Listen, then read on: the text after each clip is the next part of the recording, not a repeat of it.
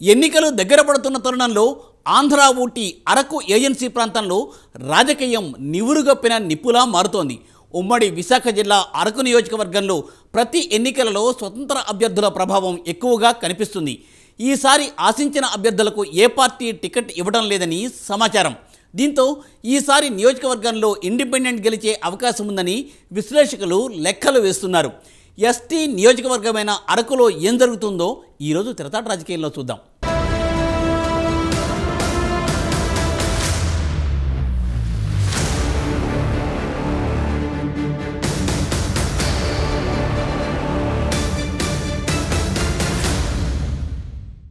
రెండు 2009లో చింతపల్లి నియోజకవర్గం రద్దై ఆ స్థానంలో అరకు నియోజకవర్గం ఏర్పడింది. నియోజకవర్గం ఏర్పడినప్పటి నుంచి ఎన్నికల సమయంలో ఎప్పుడూ ప్రధాన పార్టీలో పోటీలో ఉన్న అభ్యర్థులకు టెన్షనే. ఇక్కడ రేసులో నిలిచే గుర్రాలు రెబల్ అభ్యర్థి దెబ్బకు తట్టుకోవాల్సిందే. అరకు నియోజకవర్గంలో 2,20,773 ఓట్లున్నాయి. 2009లో కాంగ్రెస్పై తెలుగుదేశం అభ్యర్థి సివేరి సోమ విజయం సాధించారు. ఈ ఎన్నికల్లో 5 అభ్యర్థులు పోటీ పడగా ఇండిపెండెంట్గా 3వ స్థానం దక్కించుకోవడం విశేషం. టీడీపీ అభ్యర్థి సోమకు 34,959 ఓట్లొచ్చాయి. కాంగ్రెస్ అభ్యర్థి వంజంగి కాంతమ్మకు 34,557 ఓట్లు వచ్చాయి. కేవలం 402 ఓట్ల తేడాతో సివేరి సోమ ఆ ఎన్నికల్లో గెలుపొందారు. ఇండిపెండెంట్గా పోటీ చేసిన చెట్టి గంగాధర స్వామికి 19,165 ఓట్లు పోలయ్యాయి. అదేవిధంగా బీఎస్పీ తరపున పోటీ చేసిన పంగి రాజారావుకు 13,302 ఓట్లు రావడం విశేషం. ప్రజారాజ్యం అభ్యర్థి మండి జయవతికి 8,101 ఓట్లు వచ్చాయి.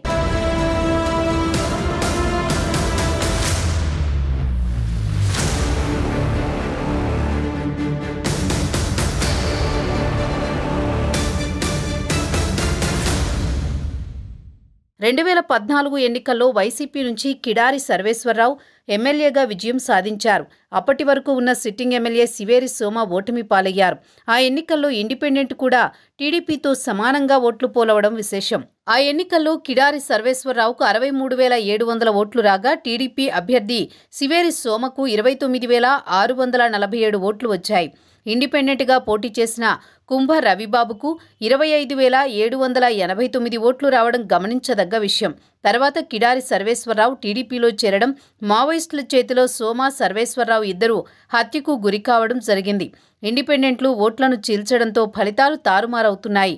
మన్యసీమలో ప్రతిసారి ఇండిపెండెంట్లు పోటీ చేయడం జరుగుతూ ఉంటోంది.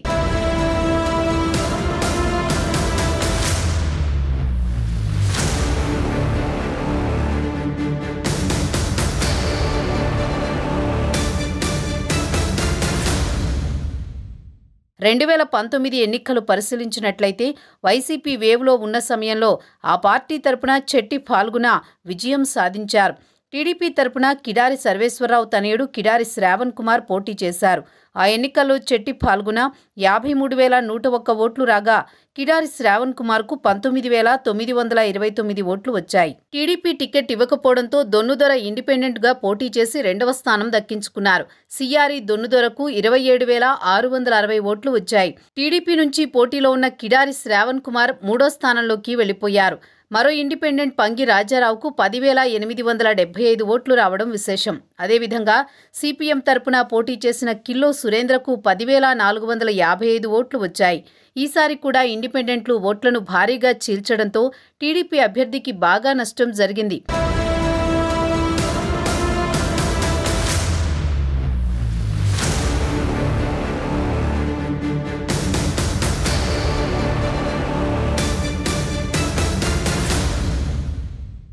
ఇప్పుడు రాబోయే ఎన్నికల్లో తెలుగుదేశం పార్టీ తరపున దొన్నుదొరకి టికెట్ స్వయంగా చంద్రబాబు అరకు సభలో ప్రకటించారు. వైసీపీ నుంచి ఎంపీగా ఉన్న గొట్టేటి మాధవిని అరకు ఎమ్మెల్యేగా ఆ పార్టీ అధిష్టానం ప్రకటించింది. అయితే మాధవి స్థానికేతరులు అని వ్యతిరేకత ఉంది. చివరి క్షణంలో వైసీపీ క్యాండిడేట్ను మారిస్తే గొట్టేటి మాధవి స్థానంలో రామన్న అనే వ్యక్తికి టికెట్ కేటాయించే అవకాశం ఉంది. అరకు నియోజకవర్గం అసెంబ్లీ ఎన్నికలు ఎప్పుడు చూసుకున్నా ప్రధాన పార్టీల నుంచి రెబల్స్ ఇండిపెండెంట్లుగా పోటీ చేయడం అధికారిక అభ్యర్థులకు తలనొప్పిగా మారుతుంది. ఇండిపెండెంట్ని తట్టుకునే సత్తా ఉన్నవారే ఇక్కడ విజయం సాధిస్తారు అనడంలో ఏమాత్రం సందేహం లేదు.